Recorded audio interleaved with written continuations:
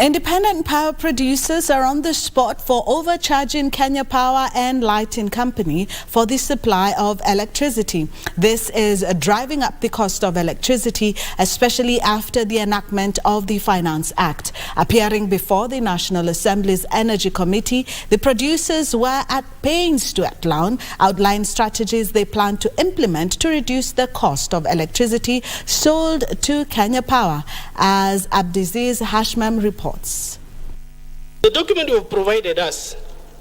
The National Assembly Departmental Committee on Energy this morning met with the independent power producers regarding the expected high cost of electricity in the country. The members wanted to find out measures that can be implemented to lower the cost of power in the country. Electricity prices are expected to go up following the enactment of the Finance Bill 2023. Because it's very sad that fellow Kenyans are stealing from their own wananchi. I wish my brother Mawade would have taken Mandamano to where Kenyans are crying.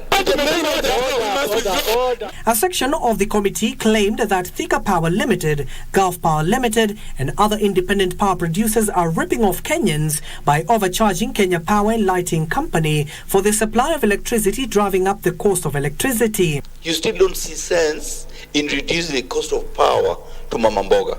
Mama Mboga does not understand capacity charge. I asked you. Mama Mboga understands per unit cost that they pay.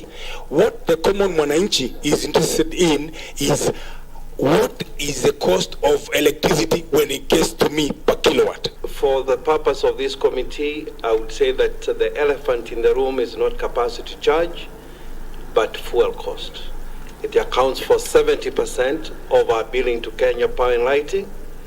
And if we are able to bring that fuel cost down, then ultimately, even with adjustment in capacity payment or capacity charge, we are likely to see a greater impact on the final bill cost of generation.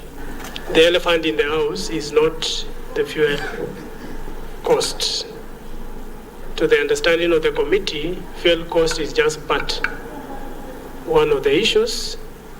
According to us, the elephant in the house is a capacity charge. The Electricity Sector Association of Kenya told the committee that Kenya Power should reduce its operation cost to lower the cost of energy.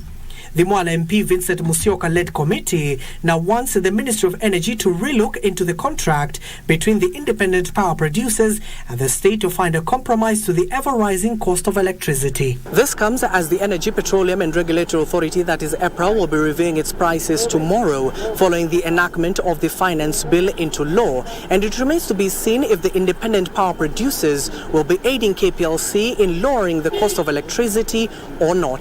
Abdiaziz Hashim from Parliament Buildings, Prime Edition.